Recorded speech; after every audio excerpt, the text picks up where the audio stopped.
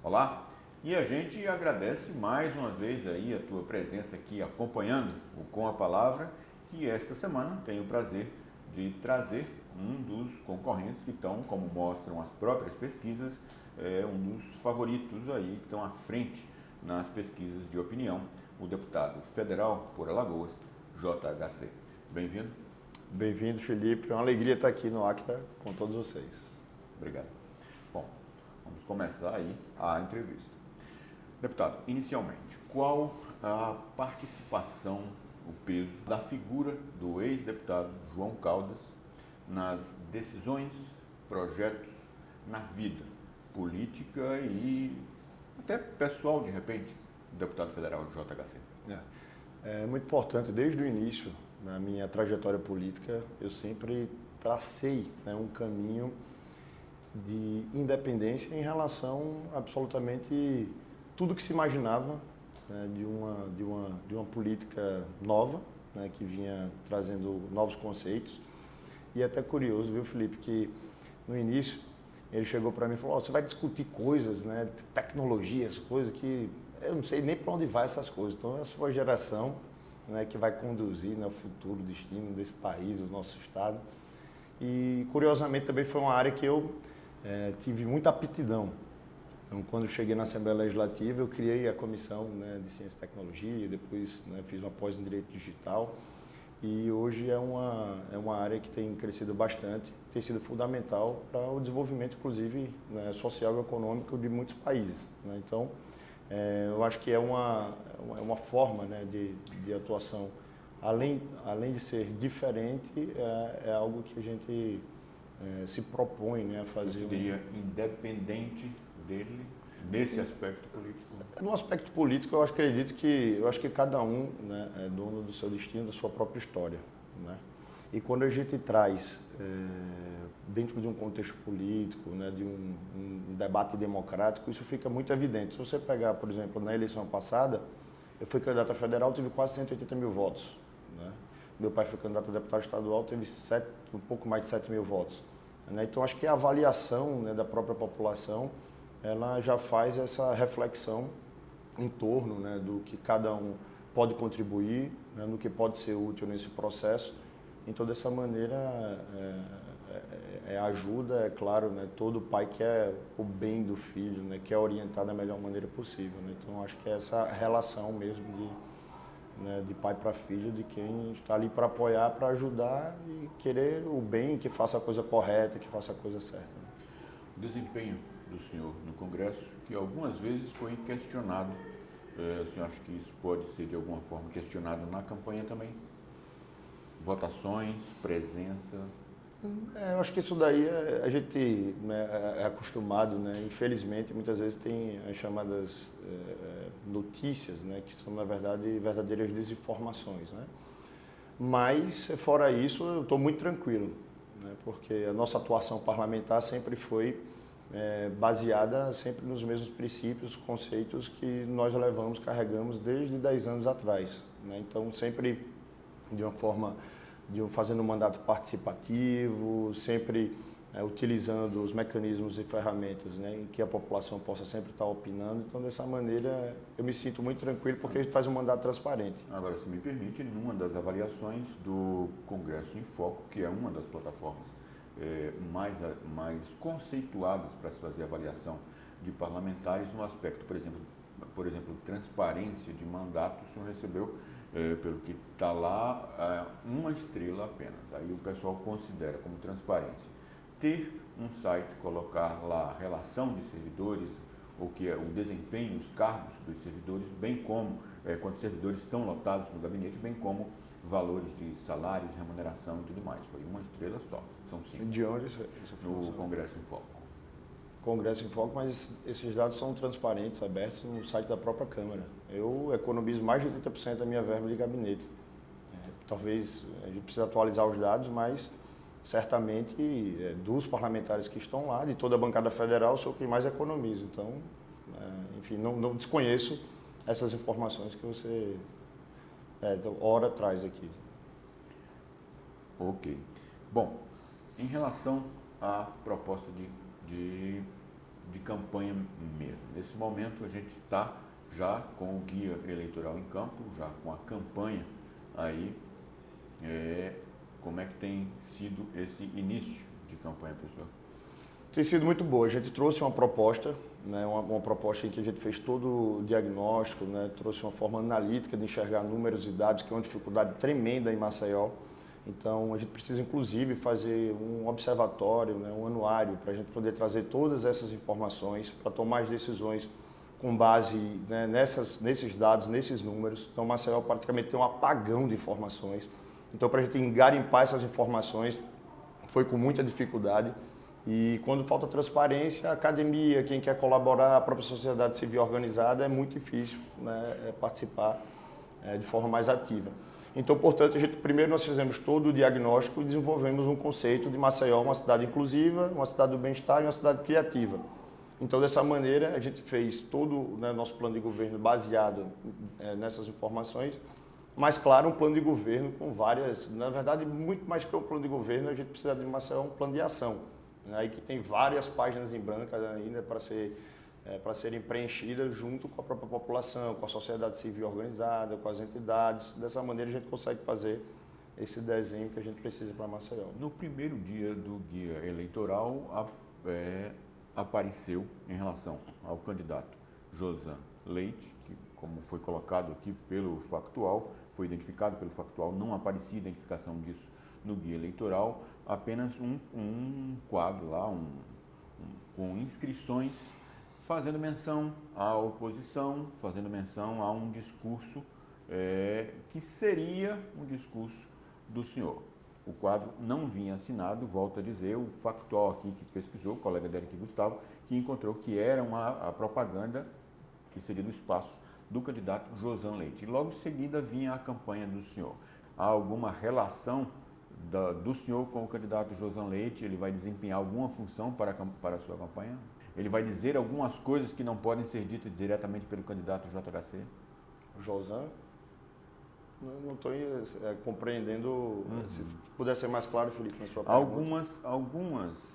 Algumas candidaturas, às vezes, elas falam coisas que outras candidaturas não podem fazer. Estão alinhadas ou ideologicamente... No português, claro, você está perguntando se ele é meu laranja?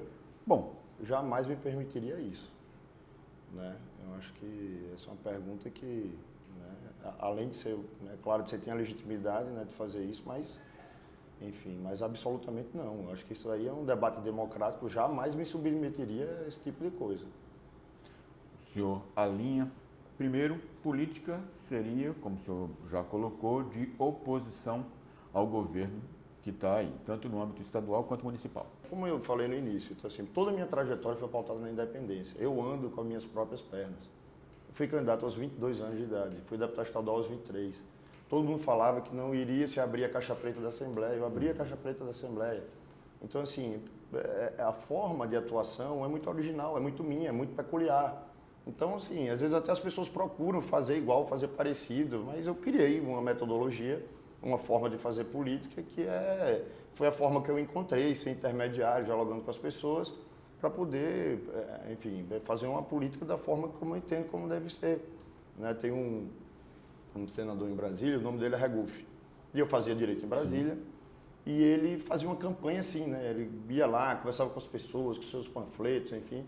E eu achei aquilo ali muito interessante. E aquilo ali me marcou profundamente. Ele me pegou na porta da faculdade, divulgou as suas propostas.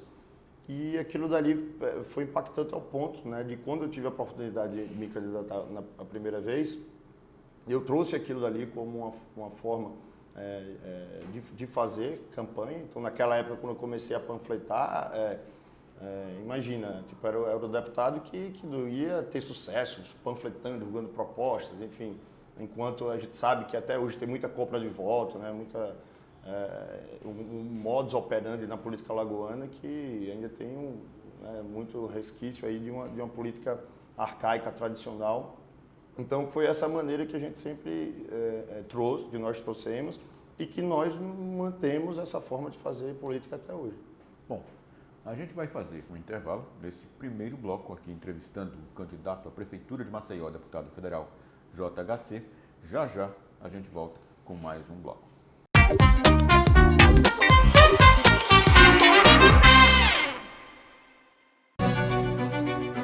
Conhecemos o mundo em movimento. Um mundo sem fronteiras e com uma incrível velocidade. De repente, o mundo para. E temos que cuidar da nossa saúde e da saúde de todos. Um momento de união. Um momento de ter fibra para vencer desafios e acreditar no futuro. Mas existe um mundo que não pode parar. Para você ficar em casa, nós estamos aqui, mantendo todos conectados, trabalhando, estudando e unindo as pessoas que você ama. Temos fibra para manter negócios funcionando remotamente e fornecer todo o apoio àqueles que não podem parar. Conte com a fibra e dedicação de todo o nosso time 24 horas por dia para lhe apoiar neste momento com conectividade. Onde estiver, fique conectado. Alu Telecom. O futuro chega mais rápido.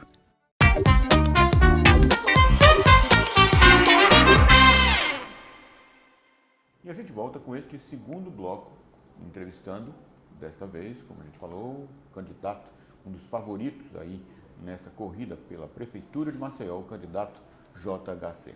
Deputado, a gente encerrou o primeiro bloco falando aí de mais ou menos de um âmbito nacional e a propósito disso eu gostaria de questioná-lo. Ideologicamente, do ponto de vista assim, mais macro, a sua campanha se enquadra tem algum rótulo acerca disso? Direita, esquerda, ou pelo partido seria centro-esquerda, pelo PSB? Eu tenho uma posição sempre de me manter de acordo com o que é correto, né, de acordo com o que é justo e necessário para a tomada de decisões. Então, eu acho que seguir em frente é você ter uma relação boa com o governo federal, né? Então, a gente tem uma boa relação com o governo federal. Eu acho que Maceió é importantíssimo, né? Que, por exemplo, uma das primeiras ações, né, medidas que eu vou tomar, inclusive, é marcar uma audiência com o presidente da República. Nós temos aqui 4 bairros sendo atingidos, né? São 4 bairros que estão afundando, são 55 mil pessoas, são 4 mil empresas.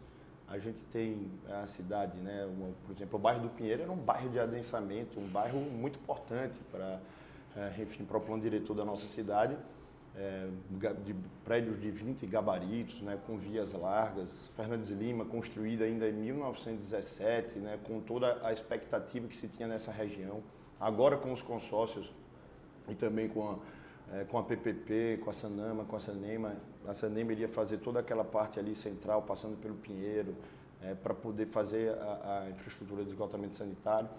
Enfim, então você vê todos os investimentos que foram feitos ali, essas pessoas que estão sendo recepcionadas, né, em bairros receptores, que a gente precisa ter urgentemente esse plano de ação integrado do governo federal, ele tem que funcionar. Então o presidente ele precisa saber do que está acontecendo, né, na nossa cidade. Os reflexos do que está acontecendo nesses 4 bairros serão duradouros, né, e atingirão também vários outros bairros. Então, portanto, a gente vai ter um trabalho, né, quase que exclusivo, né, para poder ter uma linha direta, um canal direto com o governo federal, não só para a situação do próprio Pinheiro, mas como toda Maceió. Então, as principais obras aqui, se você pegar viaduto da PRF, né, você tem obras, conjuntos habitacionais, você pegar Vila Bentes, outros programas do governo federal, nós temos 267 mil pessoas recebendo o Bolsa Família. As nossas carências sociais estão mais evidentes ainda, muitas pessoas em situação de rua. Então, o ministro Onix, né, já tem, inclusive recentemente, né, através de uma entrevista que nós fizemos, ele prestou a solidariedade também aos maceioenses e alagoanos, se colocou à disposição, demonstrou essa nossa relação e a capacidade, a sensibilidade de poder trazer para nós todo o trabalho do Ministério voltado especialmente para as áreas mais carentes. Essa questão do Pinheiro não está esgotada não, tá? A gente já se dedica um pouquinho mais sobre isso, mas só para a gente esgotar o assunto, o tema anterior, questão partidária, a relação com o PDT nesse momento, especificamente naquele momento da adesão do ex-governador Ronaldo Lessa à candidatura do senhor na condição de vice, desgastou muito no partido. Isso de alguma forma o senhor teme? Algum desgaste no PDT, muita gente do PDT não fazer campanha para o senhor por causa disso? Não.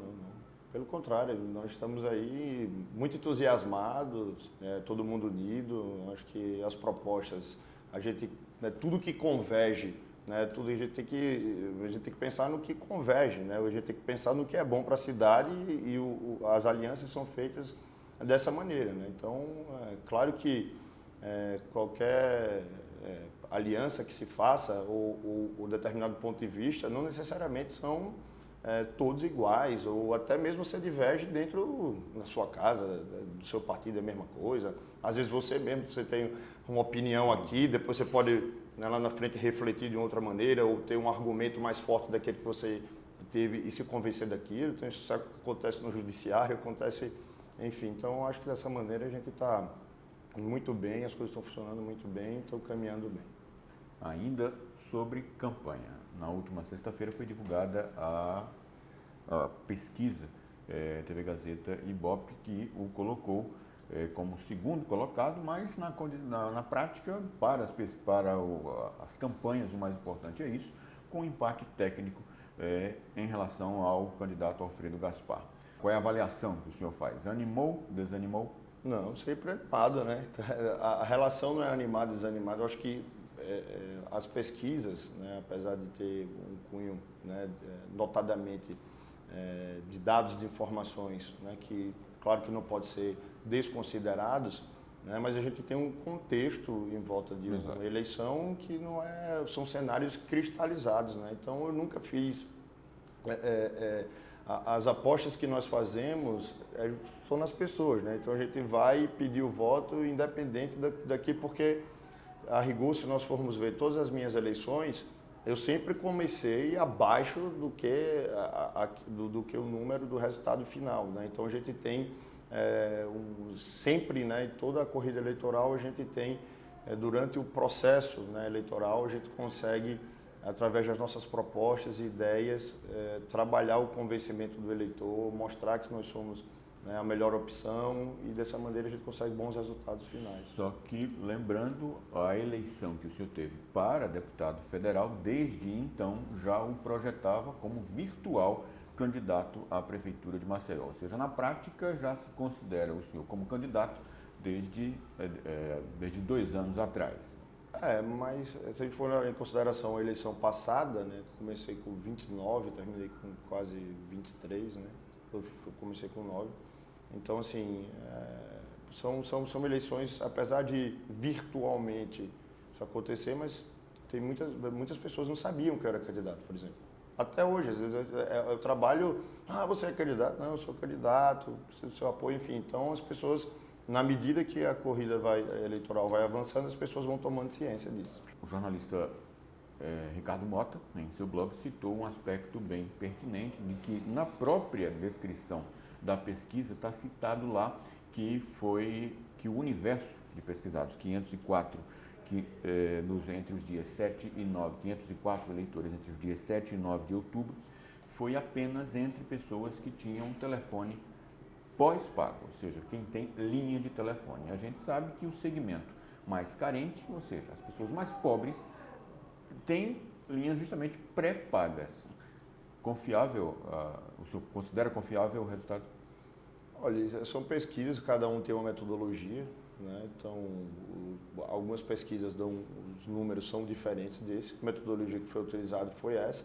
É curioso, A gente não conseguiu uma resposta assertiva, sobre essa metodologia. Claro que provoca, ao que me parece, essas pesquisas elas estão mais comuns agora, nessa eleição. Não era tão comum, você fazer por telefone dessa maneira. E aí agora só nos resta agora acompanhar esses números para ver lá na frente efetivamente se as pesquisas elas coadunam com a realidade ou não. Mas que é curioso e que é um ponto que a gente precisa estar atento, sim. Eu acho que foi um questionamento pertinente. Só para a gente encerrar esse bloco, na campanha, volto a mencionar, nas duas campanhas, inclusive, o senhor ficou muito caracterizado o JHC como alguém que fazia muito uso, até pela idade, associado à juventude, de uso de redes sociais. Tem usado na mesma proporção de antes? Vai ser um diferencial muito grande ou está fazendo mais tradicional? Essa questão de rede social, na verdade, é um canal de comunicação, são instrumentos, são uma ferramenta que empoderou o cidadão, tirou o intermediário. A rede não é social, sim, mas os problemas são reais.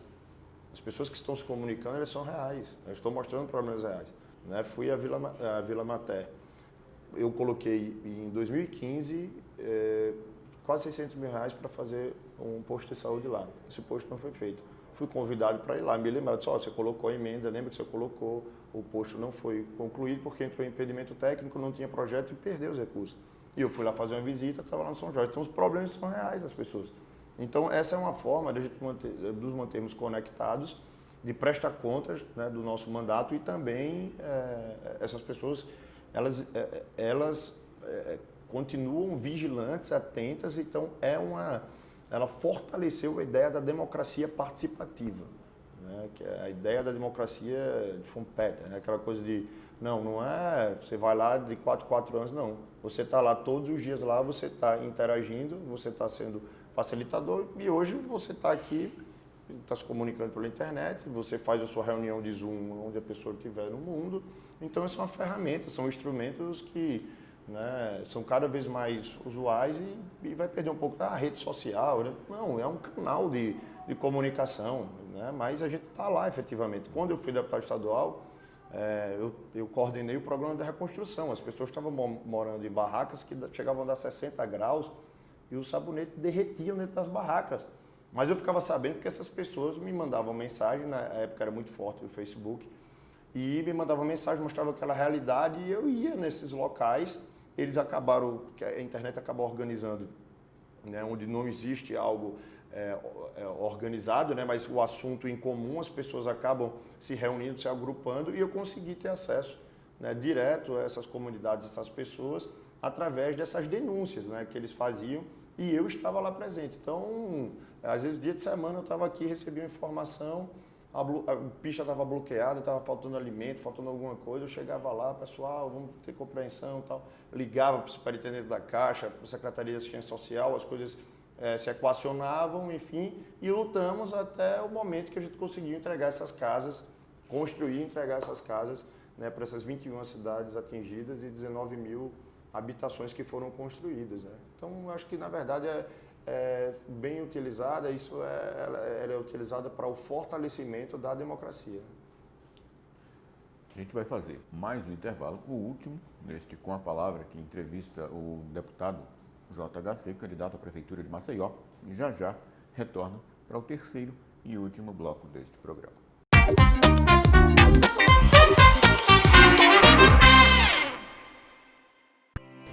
Vai passar. Em mais de 350 anos de serviços postais, superamos juntos todos os desafios e neste momento não seria diferente. Estamos com você. A entrega de remédios, vacinas e outros produtos indispensáveis torna os nossos serviços essenciais. Também somos nós que transportamos o material viral do novo coronavírus e do influenza até as universidades, onde são feitas pesquisas para combater essas doenças. E é para aproximar você de tudo que é mais importante agora que os nossos carteiros continuam cruzando as ruas de todo o Brasil. Estamos com você, respeitando as distâncias, mas sempre ao seu lado. Porque para aproximar, não é preciso estar perto, é preciso estar presente. Correios, soluções que aproximam.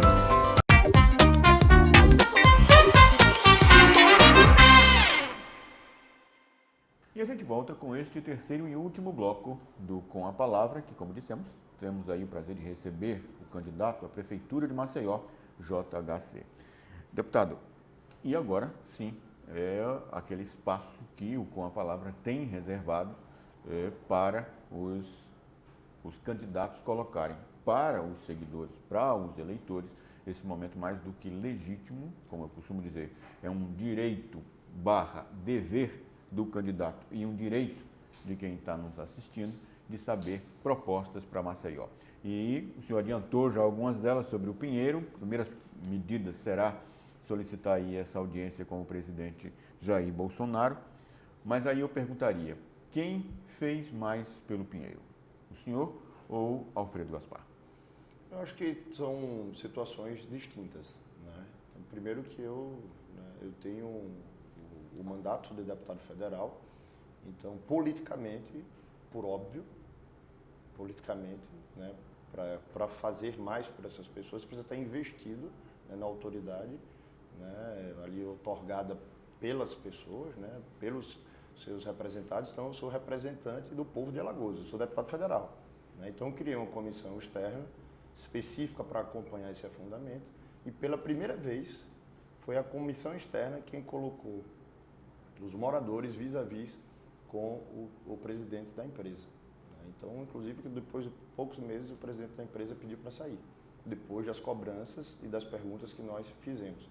Então, foi um trabalho que nós fomos monitorando ele, chegamos ao ponto de ter que criar essa comissão para poder fazer um acompanhamento mais efetivo, usando toda a instituição, as prerrogativas da Câmara dos Deputados, para solicitar todas as informações necessárias, e a partir daí as coisas começaram a andar. Nós fizemos uma integração com o Observatório do CNJ e CNMP, então o CNJ veio também para Alagoas. Só para esclarecer, CNJ, Conselho Nacional de Justiça, vinculado ao Supremo Tribunal Federal, e o CNMP, o Conselho Nacional do Ministério Público. Né? Ministério Público. Então, esses órgãos, né, eu acho que foi acho que não é uma guerra de vaidades, de quem fez mais, de quem fez. Eu fiz dentro da minha atribuição, eu fiz o que estava dentro do meu alcance, aliás, eu ainda faço com independência, né, fazendo o trabalho da maneira como deve ser e, sobretudo, colocando um aspecto que é fundamental, é a população, as pessoas que foram atingidas, as vítimas, né, do afundamento. Então, essas pessoas que não estavam sendo ouvidas, que não tinham voz, nós demos voz, essas pessoas foram ouvidas. Então, não teve intermediários, a gente colocou essas pessoas com os principais órgãos para poderem dialogar, né, para poderem, de alguma maneira, manifestarem os seus desejos, seus anseios e os problemas que estão vivendo. Então, dessa maneira, a gente fez todo o respaldo legal que precisava, trouxe todo o respaldo legal que a gente precisava para fazer, até porque as pessoas estavam nessa comissão, as suas declarações tinham, né, esse cunho de poder esclarecer, né, a população o que estava acontecendo, sob pena dessas pessoas que estão lá, se estiverem naquele momento ali prestando alguma informação que não seja verídica, eles serem responsabilizados por isso. Então a comissão foi muito importante para fazer essa interface. O que mais? Nessa audiência, por exemplo, do presidente em sendo eleito prefeito da capital, o que mais a gente vai ter um órgão diretamente ligado ao gabinete do prefeito, né? Então a gente vai criar um mecanismo em que eu possa presidir todo esse processo. Então eu vou me empenhar diretamente nessa situação. Então eu vou estar ajudando a coordenar e qual vai ser um dos nossos focos também. É cuidar dessas pessoas, porque essas pessoas estão indo para vários outros bairros. Mas quando eles chegam em outros bairros, essas pessoas têm dificuldade no aluguel. Essas pessoas, muitas delas, receberam o auxílio, mas agora já passam a utilizar o dano moral que sofreu para poder pagar o próprio aluguel da casa que está vivendo. Quando esse dinheiro acabar? Eu conversava com a Nena essa semana lá do Pinheiro, ela morava de aluguel, ela era secretária, né, de uma casa, e ela... Perdão, quem? A Nena é uma moradora do Pinheiro, mora de aluguel, ela ainda permanece lá, mas já vai sair da casa, mas a casa não é própria, ela vai receber o auxílio, enfim, o dano moral, vai utilizar esse dinheiro. Eu falei, quando acabar, o que você vai fazer? Aí isso aí, meu filho, eu não sei, porque eu vou ter que procurar um emprego, porque eu perdi o meu emprego. O emprego dela, ou seja, era também lá no Pinheiro, né? Então, todos os bairros de cidade, então todo o plano diretor agora, toda a revisão do plano diretor novo, né, que nós fomos fazer, vai ter que levar em consideração esses aspectos. Você veja que, se você levar em consideração que a rota do comércio que saía do centro da cidade, Bebedouro, Fernão Velho, que tinha um transporte barato, né, que é o VLT, intermunicipal, que ajuda na logística da região metropolitana. Hoje, não tem mais. Na via do Bebedouro, já está impedido. O professor Abel Galindo disse que até a gente chegou a cogitar a possibilidade, será que não dá? Não dá, né? As últimas informações que ele tem, tudo, não dá para reativar mais aquilo dali. Tenho conversado também com a Gardênia, que é arquiteta, urbanista, que é do lá. Gardênia Nascimento. Exatamente, que ela é brilhante. Também é do Pinheiro, né? Exato. Conversando porque se a ladeira do Calmon fechar, né, vai sobrecarregar ainda mais a Fernandes Lima, e qual que é a solução? É essa pergunta que a gente está se fazendo, como é que a gente vai fazer.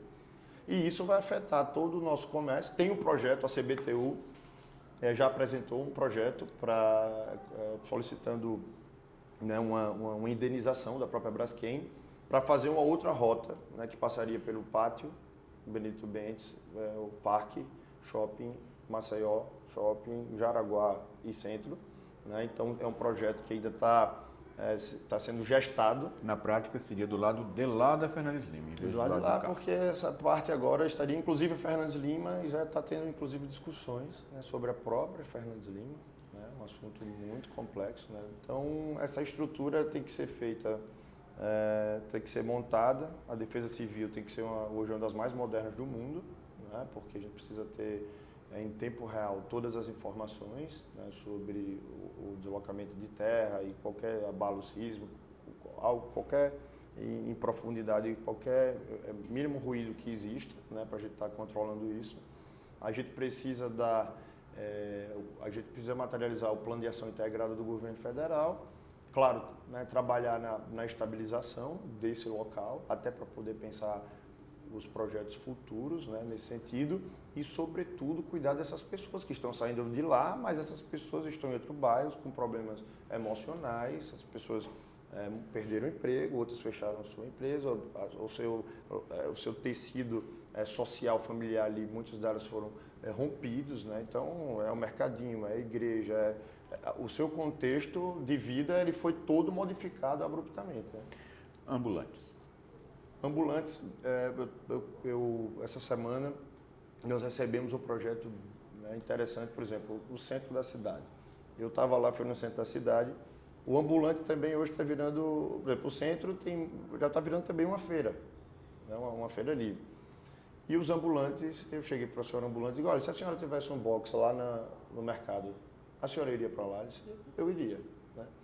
Mas a gente, desculpa interromper, a gente viu muitas situações de pessoas que receberam isso, venderam o box e voltaram para Mas aí é porque é a falta de estrutura que não comporta o nosso mercado. Né? Então, tinha a situação do SEASA, que ainda remanesce alguma coisa ainda lá, então você bota a questão do atacado para competir com o varejo. Né? Isso de forma acertada, houve um deslocamento, mas você tem hoje problemas de infraestrutura que você não consegue ampliar, até porque teria que fazer algumas desapropriações para poder abarcar, né, inclusive esses ambulantes. E a ideia também, claro que isso está sendo projetado, é que no próprio mercado tivesse um lugar para um shopping popular.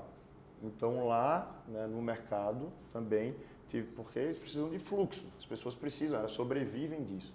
Então, a relação com o ambulante, né, nós precisamos mudar ela por completo. Então, essas pessoas, elas são empreendedoras, são pessoas trabalhadoras, pessoas que querem ter o seu sustento, a sua renda através do seu suor, e elas precisam ser inseridas, e, inclusive, todo o contexto, né, de que for necessário para ter acesso a crédito e também mentoria, para que essas pessoas possam ser acompanhadas, potencializar os seus negócios e estarem inseridas nessa política pública voltada para a geração de emprego e de renda.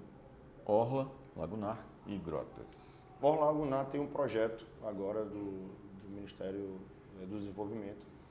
Esse projeto nós fomos lá visitar esses apartamentos, né, que já tinham sido, que não tem nada a ver com de frente para a Lagoa. Aquele de frente para a Lagoa, inclusive, era em uma outra área, era um outro recurso, e há 4 anos eu disse que não tinha aqueles recursos. Então, o que a gente vai fazer agora é fazer com que esse projeto ele possa sair do papel, a gente sabe o caminho, tem acesso lá em Brasília, e agora a gente vai ter que implementar, fazendo com que o projeto ele possa ser materializado, que esses apartamentos e que toda essa requalificação da orla ela possa ser feita, inclusive indo mais adiante. Pegando toda a cooperativa, por exemplo, lá tem a Vanessa, que é da cooperativa lá do Sururu, lá do Sururu do Capote. Então a Vanessa hoje tem 50 cooperados com ela. Então aquilo dali tem que ser um destino turístico, um destino gastronômico. As pessoas precisamos evitar os atravessadores, então eles ficam lá durante horas, né, despirincando ali o sururu para ganhar R$3, R$4, R$5 num latão, né? Então isso é desumano o que fazem, né, com essas pessoas. E eu tenho um projeto, inclusive, que eu já coloquei, e no caso lá da Barra de São Miguel é o Maçoninho, coloquei emendas para isso, e o prefeito Zezé está executando, em que essas marisqueiras elas vão ter um local apropriado para isso, ele está certificando para poder, inclusive, trabalhar com exportação do produto. O turista vai lá, além de ter experiência de fazer, de pinicar também, fazer todo o processo de formulação do material, ele também participa da experiência, já prova o caldinho ali na hora, enfim. Então, uma série de estímulos que a cidade pode ter e, além disso, nós temos que fazer a dragagem da lagoa. Isso daí vai voltar às nossas riquezas, né? Porque a gente precisa fazer a dragagem e com a dragagem que nós fizermos, a gente desassoreia e consegue voltar os nutrientes necessários para que todo aquele ecossistema, né, ele possa estar mais forte. Só para a gente encerrar, como a gente colocou, as grotas. As grotas a gente tem que fazer intervenções urbanas, não só em relação a escadarias, né, algo nesse sentido, porque as pessoas elas precisam de muito mais. Essas pessoas precisam de projetos de empreendedorismo inovador nessas regiões para que possa ser gerado emprego e renda para essas pessoas que moram nessa realidade. A gente pegou agora dados das comunidades das grotas. Só 10%, por exemplo, aliás, 7% das pessoas lá, a gente levando em consideração todos os documentos, né, só 7% tinham CNH. Hoje a CNH é um passaporte para o emprego, né? Então como é que o jovem desse querendo ser um motoboy, querendo ser um motorista, enfim, de aplicativo, alguma coisa nesse sentido? Então são projetos que a gente precisa abraçar a comunidade como um todo, né, para a gente poder fazer essas intervenções, além das benfeitorias, além de uma das nossas propostas também, que é fazer as reformas, né, de algumas habitações, seguindo alguns critérios para que essas pessoas possam viver em condições mais seguras. Para concluir, eu gostaria de fazer aqui, diante dos nossos seguidores, um convite para estar presente no debate que o ACTA vai promover no próximo dia 10 de novembro com os candidatos. Obrigado. Está convidado. Muito obrigado. Está presente? Vamos estudar, né, todas as regras e eu não sei se já teve essa reunião, não sei se já teve a reunião da equipe, exato, enfim, nesse sentido. Mas já parabenizo o ACTA, né, por toda essa cobertura, Felipe. Né, agradecer também pela oportunidade e dizer que estamos à disposição. Obrigado pela entrevista. Eu que agradeço. Bom, essa era para semana passada. Como da semana passada a gente homenageou outra pessoa pela proximidade de uma data, fica como o encerramento dessa aqui. Dai-me resignação para aceitar as coisas que não posso mudar e força para mudar as que não posso aceitar, mas, sobretudo, sabedoria para saber a diferença de uma para outra. São Francisco de Assis, cuja data comemorativa foi no começo desse mês. Até a próxima.